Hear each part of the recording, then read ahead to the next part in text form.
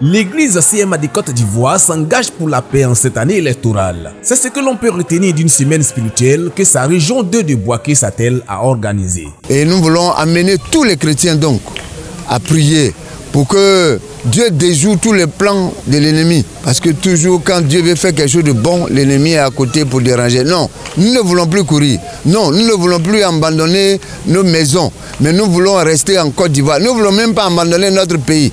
Nous voulons rester en Côte d'Ivoire pour célébrer notre Dieu, pour vivre en communion fraternelle, pour vivre en paix les uns avec les autres. C'est la raison fondamentale de cette semaine spirituelle. Les derniers réglages de cette initiative ont été abordés au cours du culte de ce dimanche 26 janvier 2020 devant des milliers de fidèles de cette communauté. L'occasion a été bonne pour Maman Dia Joséphine de prêcher la reconnaissance à Dieu par des biens et la louange. Nous voulons que les chrétiens sachent que celui qui nous donne tous ces biens, c'est l'Éternel Dieu des armées.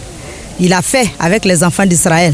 Et c'est lui qui nous bénit, c'est lui qui nous protège, c'est lui qui nous donne la santé. Pourquoi ne pas donner la gloire, la louange et donner aussi de nos biens à ce grand Dieu? Pour les responsables de l'église CMA de France de Bouaké, ce thème en rapport avec la semaine spirituelle mérite d'être enseigné à tous. Si on fait une reconnaissance sans louange, c'est que on n'a rien fait.